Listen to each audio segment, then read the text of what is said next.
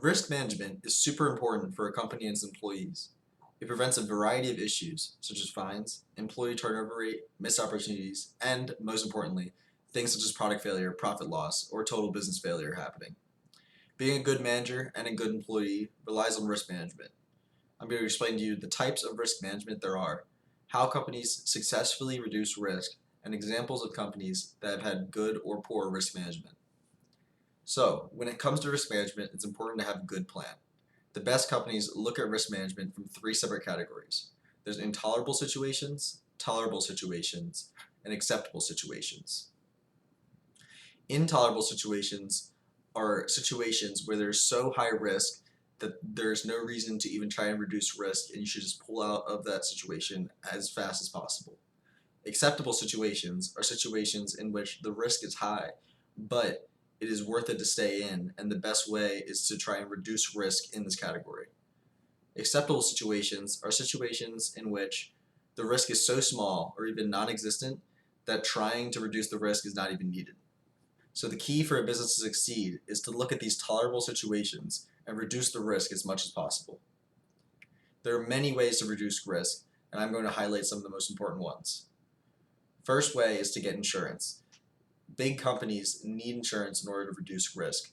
The three big types of insurance include general liability insurance, business income insurance, or commercial property insurance. The next way is to diversify your services. Staying in one lane is never a good idea in the business world, and honestly, it's not a good idea in a lot of different ways in business in general. How many times when you invest in the stock market are you told to diversify your portfolio? This same way businesses can do this with their services. You can reduce risk by simply diversifying where your sales are coming from. For example, if you have sales in stores, you could sell online as well. You could also have affiliate marketing, or you could offer online courses. There's almost unlimited ways to do this, and there's so many different ways to diversify your services. Whatever you want to do, you can. The next way is to limit your loans. This is pretty self-explanatory. The less incoming and outgoing loans that you hold, the less risk you have with that money. You could not get that money back, or you could not be able to pay any loans that you have gotten back, and this eliminates that risk completely. Next is documenting everything that's important. Bookkeeping is an important practice in almost every business, not just for taxes or just accounting, but just to keep a proper record of everything that's going on in your business. This can also lead to better employee satisfaction rate as well. Having their information on file can be very helpful.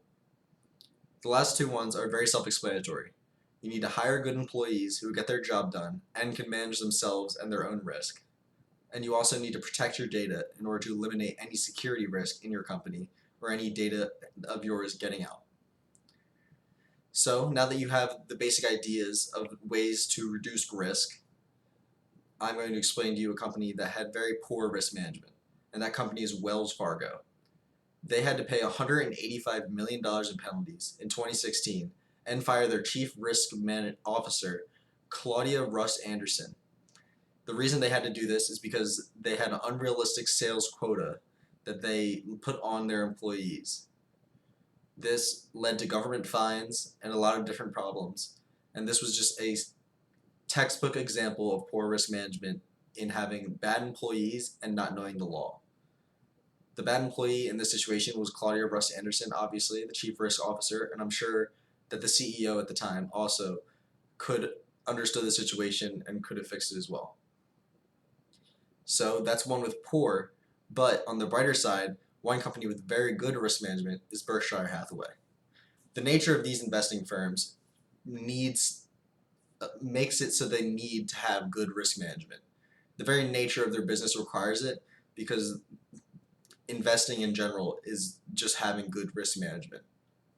They have a very diverse portfolio, obviously, being in many different sectors such as real estate, the stock market, and I'm sure lots of other things. That's just the two that they're mostly known for. They have to hire very good employees because they need to know their own risk management, and the nature of their employees' jobs just requires them to have good risk management because they're dealing in the investing sector. Berkshire Hathaway is a textbook example of many of the pillars that I explained earlier. They have insurance, they diversify their their services and their portfolios. They know the law, they document everything important, and they have good employees, etc., etc. So, good risk management is obviously very important in a company. You could end up like Wells Fargo paying millions of dollars due to poor risk management, poor employees, or just not knowing the law. Or you could end up with good risk management and be one of the biggest investing firms in the world in Berkshire Hathaway. This isn't to say that having risk management means not to take any risks, because obviously Wells Fargo is very well off on their own as well, despite having to pay millions of dollars due to poor risk management. This can just lead to many problems in a business, and it can also make a company thrive with good risk management.